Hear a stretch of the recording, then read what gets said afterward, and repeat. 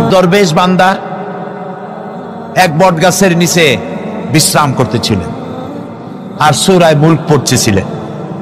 এই আয়াতের কাছে এসেছেন, হাল তারা মিন ফুতুর, দেখতে পাও কোনো ভুল? শুয়ে শুয়ে বলতেছে, আল্লাহ তোমার সৃষ্টি জগতে তো ভুল ধরার কোনো উপায় নাই, কেউ ধরতে পারবে না, তবে আমার চোখে একটা জিনিস বেমানান মনে হয়। ভুল ধরতে কারো ক্ষমতা নেই, একটা জিনিস আমার কাছে বেমানান লাগে।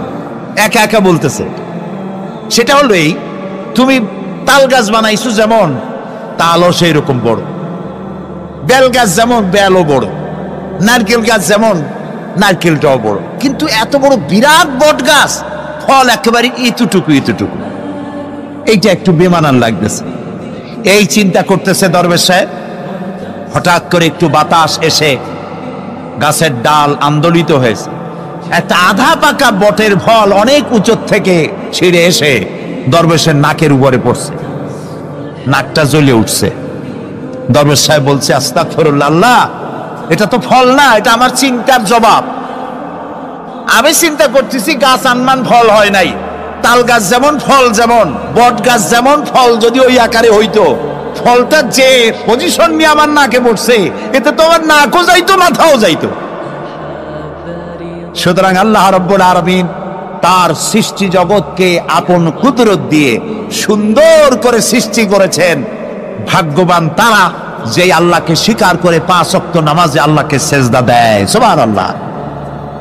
আর শিক্ষক নামের, শিক্ষিত নামের কলঙ্ক ওই সব মুসলমান যারা মুসলমানের ঘরে জন্মগ্রহণ করে নিজেকে নাস্তিক বলে পরিচয় দেয়, নিজেকে যারা বামপন্থী বলে পরিচয় দেয়।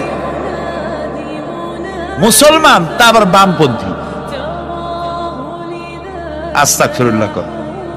কোরআনে কারিমে আল্লাহ তাআলা বলেছেন, আসহাবুল ইয়ামিন আসহাবুশ শিমাল, ডানপন্থী আর বামপন্থী।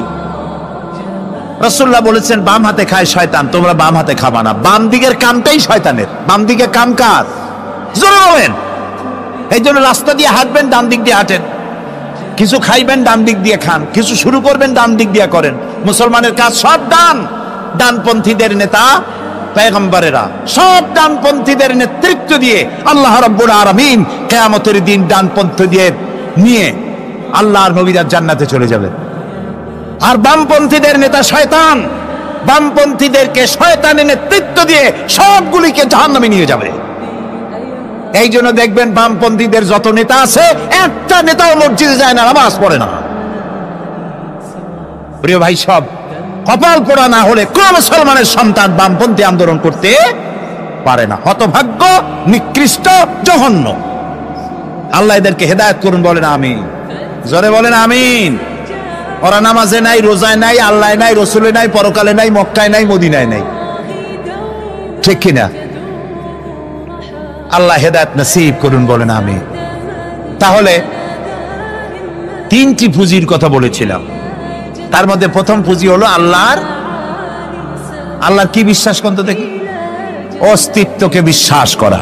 এই অস্তিত্বের উপরে আমি আর আলোচনা করতে চাই না। আমরা বিশ্বাস করি আল্লাহ আছেন, ঠিক না? আচ্ছা, এবার প্রশ্ন করি, আল্লাহ আছেন, কোথায় আছেন?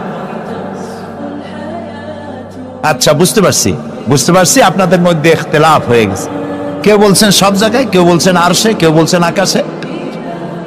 আর যারা বেশি বুদ্ধিমান তারা কোনো জবাব দেন নাই, চিন্তা করছেন কোনটা কইয়ে কোন জ্বালায় পড়ি। আল্লাহ রাব্বুল আলামিন কোথায় আছেন সেই প্রশ্ন আল্লাহ কি করা দরকার? আল্লাহ আপনি কোথায় আছেন, এই প্রশ্ন আমরা করার আগে আল্লাহ রাব্বুল আলামিন কোরআনে কারীমের মধ্যে জবাব দিয়ে দিয়েছেন, আর রাহমানু আলাল আরশি ইস্তাওয়া। সুবহানাল্লাহ। বলে আল্লাহ সব জায়গায় আছেন, একথা ঠিক নয়। কেন ঠিক নয় সেটাও বুঝাই দেই। সব জায়গা বলতে তার মধ্যে তো টয়লেটও আছে। সব জায়গা বলতে আরো বহুত খারাপ জায়গা আছে, আমি সে জায়গাগুলির নাম নিলাম না। তাহলে আল্লাহ কি সেসব জায়গা আছেন? বলেন নাউজুবিল্লাহ। আল্লাহ নিজেই বলছেন আল্লাহ আছেন আরশে ইস্তাওয়া। আল্লাহ আছেন কোথায়? আরশে। আল্লাহ যে আরশে আছে সেই জন্যই তো মানুষেরা হাত উঁচু করে আল্লাহর কাছে, এরকম বলে যে উপরওয়ালা, বলে না, না নিচুওয়ালা বলে, সব জায়গাওয়ালা এরকম বলে, উপরওয়ালা বলে। আল্লাহ আছেন আরশে। কিন্তু প্রত্যেক রাতে তিনি প্রথম আকাশে আসেন। সুবহানাল্লাহ, বান্দাদেরকে ডাকার জন্য আসেন। আল্লাহ সর্বত্র জ্ঞান রাখেন, তার ইলমের মধ্যে এক চুল পরিমাণ জায়গা আকাশেও নাই, জমিনেও নাই যে আল্লাহ রাব্বুল আলামিন ওই জায়গাটুকুন সম্পর্কে তাৎক্ষণিকভাবে অবহিত নন। এমন এক চুল পরিমাণ জায়গা আকাশেও নাই, জমিনেও। এটাই হলো আল্লাহ সব জায়গার জ্ঞান, তার ইলমের মধ্যে সব তিনি জানেন। একথা একটি ছোট্ট আয়াতের মধ্যে এভাবে বলা হয়েছে, وَيَعْلَمُ مَا فِي الْبَرِّ وَالْبَحْرِ وَمَا تَسْقُطُ مِنْ وَرَقَةٍ إِلَّا يَعْلَمُهَا। এই পৃথিবীতে জমিনের ভিতরে কি হয়, সমুদ্রের অতল তলদেশে কি হয়, সব আমি জানি। এমনকি এই পৃথিবীর কোন একটি গাছের পাতা যদি পড়ে যায়, কোন দেশের কোন গাছের কোন পাতা পড়েছে সে খবর আমি আল্লাহর কাছে হয়ে যায়। এটি আমি বললাম, বানায় বললাম, এটি কোথায় আছে? তো আল্লাহ রাব্বুল আলামিন কোরআনে পরিষ্কার করে বলে যে একটা পাতার খবর যদি আল্লাহর কাছে হয়, তাহলে আমরা কোথায় কি করি তিনি টের পান না? অবশ্যই টের পান। এটি আমাদের মনে রাখতে হবে। তো আল্লাহ তাআলা, তার উপরে আমাদের বিশ্বাস হচ্ছে এই যে তিনি আরশে ইস্তাওয়া, আরশে আছেন, এবং তিনি না জানেন না দেখেন এমন কিচ্ছু নাই, না শোনেন এমন কিচ্ছু নাই। এমনকি সমুদ্রের অতল তলদেশে ছোট্ট পাথরের ভিতরেও যদি একটি পোকা যদি পালায়ে থাকে, এমন পোকা যা মাইক্রোস্কোপ যন্ত্র ছাড়া দেখা যায় না, এমন একটি পোকা আটলান্টিক বা প্রশান্ত মহাসাগরের অতল তলদেশে থেকে যদি ক্ষুধার যন্ত্রণায় চিৎকার মারে, কেউ শোনে না। আরশের মালিক আল্লাহ রাব্বুল আলামিন বলেন আমি শুনতে পাই। সুতরাং তিনি সব শুনতে পান, তিনি দেখতে পান, এবং সবকিছু তার নলেজে আছে। এ হচ্ছে আল্লাহর অস্তিত্বে বিশ্বাস। 2 নম্বরে আল্লাহর সিফাতে বিশ্বাস। 2 নম্বরে কি বলেন? সিফাত মানে কি? গুণ। বলেন কি? গুণাবলীতে বিশ্বাস। আল্লাহর নাম আল্লাহ, বলেন তো।